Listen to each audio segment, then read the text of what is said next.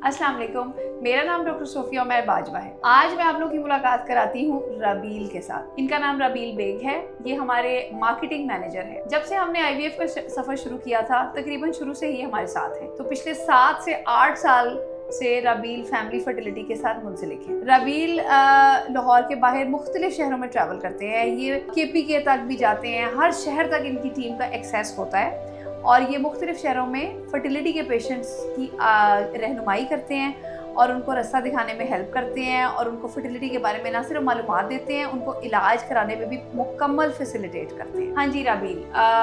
देखें, आप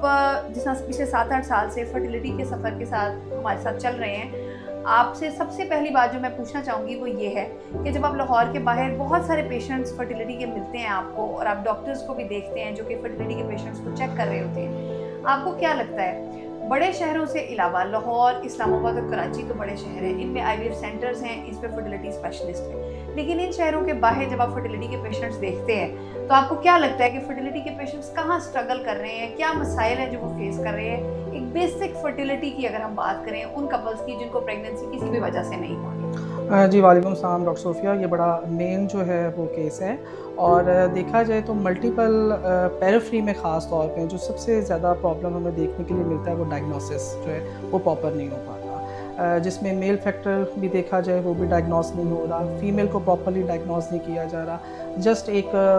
ovulation induction और एक अंडे बनने की मेडिसिन को दे के और ये चीज़ को फर्टिलिटी को कवर अप किया जाता है। उसमें मुख्तलिफ केसेस के अंदर प्रेगनेंसी हो भी जाती है, बट मोस्टली केसेस जो है वो इस हद तक पहुंच जाते हैं कि 15 साल, 18 साल, 12 साल तक इनफर्टिलिटी के साथ वो जूझ रहे होते हैं और जब तक वो एक अच्छे फर्टिलिटी एक्सपर्ट तक पहुंचते हैं तब तक उनका जो ओवरी है वो उसमें ही कुव्वत नहीं बचती एग्स बनाने की। ये बड़ी अहम बात रबील ने बताई। ओवर द इयर्स मेरे ख्याल है रबील हमने मल्टीपल लैब टेक्नीशियंस को सीमन एनालिसिस में ट्रेन किया है। बहुत ज़्यादा मैंने नोट किया है पिछले 8-10 सालों में फर्टिलिटी का पाकिस्तान में काम करके कि एक बेसिक सीमन एनालिसिस जो है वो दूसरे शहरों में सही नहीं होता और बहुत सारे पेशेंट्स को, बहुत सारे हमने टेक्नीशियंस को खुद इन हाउस, आप कितनी दफ़ा इतने टेक्नीशियंस को लेके आए हैं जिनको हमने सीमन एनालिसिस सिखाए। एक बेसिक सी बात है कि हस्बैंड के जरासीम में मसाइल होते हैं और वो बहुत सारे कपल्स के बहुत साल तक पिक ही नहीं होते। दूसरा, रबील ने एक बहुत अहम बात हाईलाइट की है, वो अंडेदानियों में अंडे बनाने की सलाहियत, AMH, जिसके ऊपर मैं बार बार वीडियोस बनाती हूँ। हमारे पास जब तक पेशेंट आता है वो इतने साल माहवारी के दिनों में अंडा बनाने वाली गोलियाँ खा खा के अपना रिजर्व ख़त्म करके आता है और जब तक पेशेंट हमारे पास पहुंचता है कई दफ़ा उनका AMH ही इतना कम होता है। अब तो मेरे ज़्यादा रबील AMH की अहमियत को आप भी समझ गए हुए हैं कि अंडेदानियों में अंडे बनाने की सलाहियत ही ख़त्म हो जाती है जब तक वो आता है। सो मकसद हमारा एज अ टीम काम करने का यही होता है कि पाकिस्तान के हर शहर तक हमारी टीम जाए और पेशेंट्स को इस बात का समझाएं कि इससे पहले कि बहुत देर हो जाए आप टाइमली अच्छी फर्टिलिटी सर्विसेज एक्सेस करें और आप कैसे कर सकते हैं, उसके लिए रबील और इनकी टीम आपके लिए मौजूद है। रबील, एक बहुत बड़ा चैलेंज जो मैं एज अ डॉक्टर फेस करती हूँ, आपके थ्रू भी मुख्तलिफ शहरों से मेरे पास पेशेंट्स आते हैं, उनमें हम बहुत सारे ऐसे पेशेंट्स देखते हैं जो गलत सर्जरीज़ के बाद आते हैं और ये एक बात है जो जब पेशेंट हमारे तक आता है तो वो ये ज़रूर कहता है कि हमें तो इन चीज़ों का पता ही नहीं था, हमें आपकी वीडियोस देख के या आपकी टीम के थ्रू हमें इन चीज़ों की थोड़ी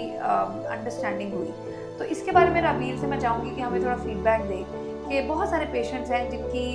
ओवरीज में सिस्ट की वजह से, यूट्रस में फाइब्रॉइड्स की वजह से दूसरे शहरों में सर्जरी होती है, इससे रिलेटेड पेशेंट्स का आपका क्या एक्सपीरियंस है? जी डॉक्टर सोफिया, बेसिकली अगर हम पेरिफेरी के अंदर बात करें तो वहाँ पे लोग जनरल सर्जन को जो है वो बहुत ज़्यादा इंपॉर्टेंस देते हैं कि शायद एक मेल है और वो सर्जरी कर रहा है तो वो बहुत बेहतर होगा। उनके दिमाग में सॉकआउट होता है कि लाहौर, इस्लामाबाद के अंदर जो मेल गायनाकोलॉजिस्ट हैं उनके कंपेयर्ड के अंदर एक जनरल सर्जन, और जब वो सर्जरी ख़ास तौर पे करते हैं, लाइक अगर कोई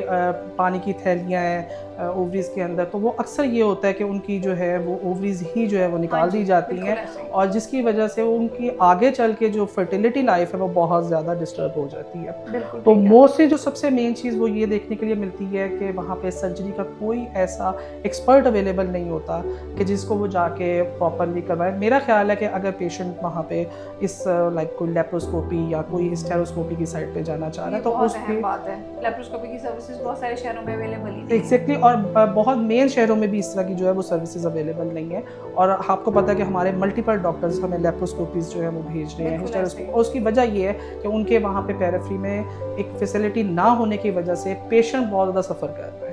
तो बिल्कुल जी ये बहुत इम्पॉर्टेंट थिंग है सर्जरी की खास देखिए ये बात हम बार बार इसके बारे में हम एम्फेसाइज करते हैं कि फर्टिलिटी की सर्जरी एक फर्टिलिटी स्पेशलिस्ट से करवाएं। और मैं पेशेंट्स को हमेशा कहती हूँ कि अब अगर आप अनमैरिड हैं या मैरिड हैं लेकिन अभी आपने बच्चे करने हैं, तो आपका फ़र्ज़ बनता है कि अगर आपने अपनी गायनी रिलेटेड कोई भी सर्जरी करवानी है तो आप 3-4 डॉक्टर से एटलीस्ट ओपिनियन लें या 2-3 से ओपिनियन लें और उस डॉक्टर से सर्जरी कराएं जो यूट्रस और अंडेदानियों की अहमियत को समझता है, जिसको ये पता है कि अभी आपने बच्चे करने हैं और हमने ये अजाब के ख़राब नहीं करने, हमने इनको इस हद तक बेहतर करना है कि प्रेगनेंसी का चांस ज़्यादा हो। और जैसे कि राबील ने बहुत सही कहा कि लेप्रोस्कोपी इतनी बेसिक रिक्वायरमेंट है फर्टिलिटी की जो कि मेजॉरिटी शहरों में इसकी अवेलेबिलिटी नहीं है। और मेल डॉक्टर का हमारा कल्चरल ट्रेंड है कि जी सर्जरी करानी है तो मेल से कराएं तो वो ज़्यादा अच्छी करेगा, लेकिन ज़्यादातर मेल्स जनरल सर्जन्स होते हैं, वो गायनेकोलॉजिस्ट या फर्टिलिटी स्पेशलिस्ट नहीं होते। और बिल्कुल यही बात है कि जब तक पेशेंट हमारे पास आता है, अगर वो सर्जरी के बाद आए तो काफ़ी हद तक उनकी कई दफ़ा सिस्टम उनका डैमेज हो चुका होता है और बहुत दफ़ा हम चाह के भी उनकी हेल्प नहीं कर सकते। अच्छा रबील, एक बड़ी अहम बात जो मैं आपसे आज पूछना चाहूँगी वो IVF का नॉलेज। मैं बहुत एज अ डॉक्टर फील करती हूँ कि जो बड़े शहरों में रहते हैं ना पेशेंट्स, जिसमें लाहौर, कराची और इस्लामाबाद, इन शहरों में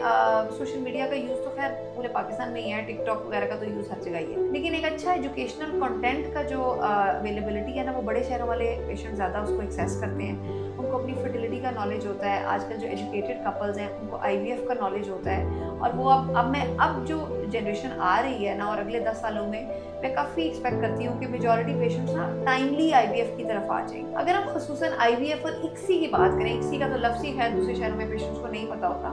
आपने क्या नोट किया जब आपने इन शहरों में मार्केटिंग की? आपने क्या नोट किया पेशेंट्स के नॉलेज को लेके, और आपने क्या देखा कि पेशेंट्स को IVF का पता चलता है, वो कब तक आते हैं? आपने क्या फील किया, इसमें क्या चैलेंजेस? मैडम सबसे पहली चीज़ फिर वही है कि कोई एक्सपर्ट अवेलेबल नहीं है पेरिफेरी के अंदर जो कि प्रॉपरली IVF को कंसल्ट कर सके पेशेंट में। पेरिफेरी में ख़ास तौर में जो पेशेंट की एक मिथ है वो ये है कि शायद हमारा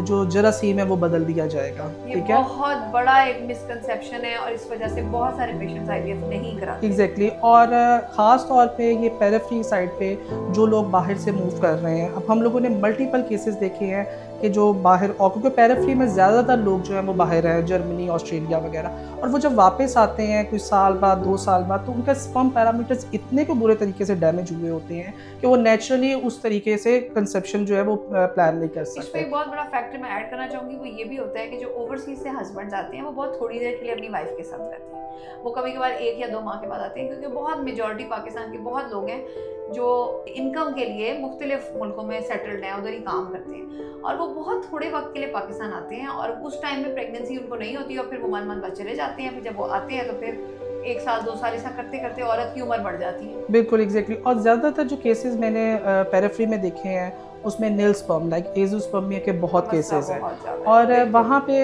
उनके पास कोई ऐसी फैसिलिटेशन नहीं है कि जिसमें हम स्पर्म को फ्रीज कर सके, और फ्रीज कर एज़ो वाले तो मैंने ऐसे पेशेंट्स देखे हैं जो दूसरी तीसरी शादी भी कर चुके होते हैं एज़ो, और उनको पता ही नहीं होता कि उनके स्पर्म्स ही नहीं है। मेन बात इसमें औरत को सारी उम्र दवाई खिला खिला के उसकी उम्र खत्म हो जाती है, उसका AMH 0 हो जाता है और उसको पता ही नहीं कि जी मेन मसला तो हस्बैंड का था। और एज़ो वाले पेशेंट्स को टीज़ा का भी पता नहीं होता कि आपकी बायोप्सी होगी, आपके स्पर्म्स मिलेंगे, उस पर ICSI होगी, उससे मुझे प्रेगनेंसी होगी। एग्जैक्टली ये बहुत मैडम मेन इशू जो है मुझे पेरिफेरी में देखने के लिए मिलता है। मेल फैक्टर बहुत ज़्यादा, नो डाउट फीमेल फैक्टर भी है। अब कई केसेस में ऐसा है कि लोगों ने अंडे बनाने वाली दवाइयाँ दे के एक IUI प्रोसीजर होता है वो भी कर दिया, और जब डायग्नोस किया तो मैडम ट्यूबल ब्लॉकेज निकला।